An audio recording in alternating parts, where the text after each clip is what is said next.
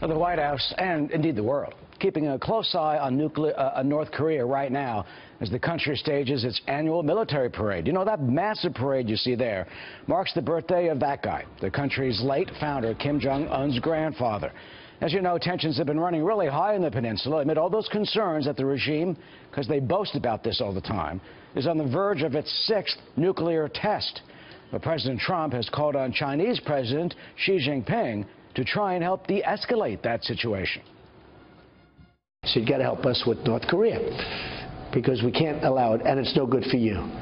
And you have a tremendous power because of trade. Now, he then explains thousands of years of history with Korea. Not that easy. In other words, not as simple as people would think. But I think China can help us. I hope China can help us. We talked about trade, and I can tell you China will do much better on trade if they help us with North Korea. And you think he knows that? I think he knows that. I told him that, yeah. Jim Walsh is with us. He's international security expert, senior research associate at MIT Security Studies program in Boston. Jim, good to see you. No test so far. Do you think that's because the president dispatched the aircraft carrier, a battle group for the Carl Vinson, to lurk off the coast, as a looming reminder to Kim Jong-un that the U.S. is there and watching? I think it's a possibility, Eric, but I think it's more likely that if the North Koreans stopped because of pressure, it was the pressure from China, because there was a government-controlled newspaper that floated the idea that if there were a test, that China would cut off oil supplies, and that really goes to the heart of the North Korean economy and its ability to function. They had already said that they were going to postpone flights from China to North Korea, and so I think that's probably it. And if that's true, then that's a win, I think, for President Trump, insofar as it would seem to suggest that good things were coming out of that summit.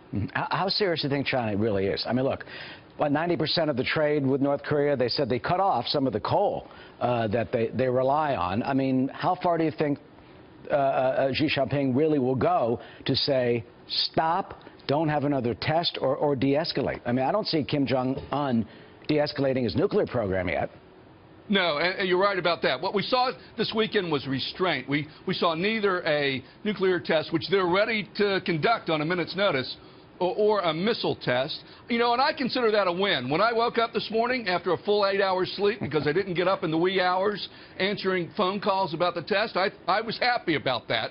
We all should be happy about that. So I think that's a win. How far is China willing to go? Well, I think the U.S. has common interests, but not identical interests. China doesn't want North Korea causing it problems with its nuclear weapons. It causes it all sorts of headaches. But China doesn't want a failed nuclear weapon state on its border. So China will help try to denuclearize, but they're not going to squeeze North Korea to the point of collapse. But there is this overlapping space in the middle where I think the U.S. and China can work together. Well, it seems that we have after that trip and the visit from the Chinese president. But you also talk about the fact that they could do it on a minute's notice. Do you still expect a test? Could we get one? And if so, when? Well, the pace of both nuclear and missile testing in North Korea has increased dramatically when the young Kim took power. They had 2 nuclear tests last year. You got to think that, all things being equal, they're going to have another one at some point. And if they do one, what does America do? I mean, do we have a missile strike, and then that could unleash who knows what on South Korea, on Seoul, on downtown Seoul, and on the 28,000 U.S. troops who are stationed in South Korea?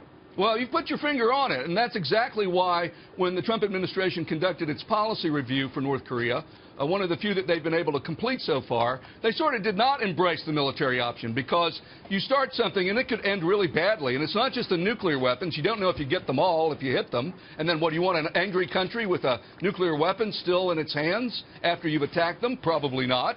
And then they've got all these artillery shells, as you point out, aimed at Seoul. And as they reminded us quite dramatically, they have chemical and biological weapons. They use that VX nerve agent to kill Kim's half-brother. So military options, not great.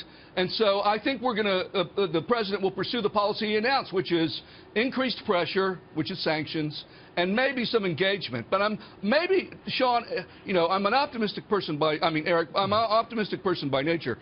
I'm hoping maybe this is an inflection point, that there's some space now, an opportunity to perhaps with China talking to North Korea to start to put this on a different track. But it's going to require some conversations among all the parties, and it's going to require that South Korea have a president, in place that we can work with. Well, you talk about engagement. I mean, look, President George W. Bush, he took them off the terrorist list. He said that the Chinese president at the time when he met with him, he told him that North Korea was our problem. And here I want to read you what President Bill Clinton wrote in his book, My Life, about this. He said, after 16 months of intense negotiations, we had reached an agreement with North Korea to end the threat of nuclear proliferation on the Korean Peninsula. The agreed framework committed North Korea to freeze all activity at existing nuclear reactors, allow them to be monitored, ship 8,000 unloaded fuel rods out of the country, dismantle its existing nuclear facilities, and ultimately account for the spent fuel it had produced. They did destroy one facility, but, man, they lied. They totally broke that oil food agreement during the Clinton administration. Why would we expect anything else differently now? Is it because China is acting differently? I would say two things. One, 2017 is a lot different than the mid-1990s. China back then really, didn't take North Korea seriously, thought it was a little brother, didn't really respect it very much. Now, I think they see that North Korea is a problem, and it strengthens the nuclear hawks in South Korea and Japan. We're putting THAAD in South Korea. They don't like that. The Chinese don't like that. We're doing that because of North Korea. We have all these naval exercises. China doesn't like that either. I think the Chinese position has definitely evolved over these last 15 years. And I think, frankly, Eric, if we could get a freeze, on both the missile and the nuclear program, I would welcome that, because every day, and we saw it in the parade today, every day they are advancing their nuclear and missile capabilities. So as an initial step, if we can freeze that so it doesn't get any worse and buy us a little time, I think that would be a good outcome. Well, maybe with the Chinese pressure, as you say, we are now finally at a turning point. Jim Walsh of MIT, always good to see you. Thank you for your insight today. Good to see you. Happy Easter. Happy Easter, too, of course.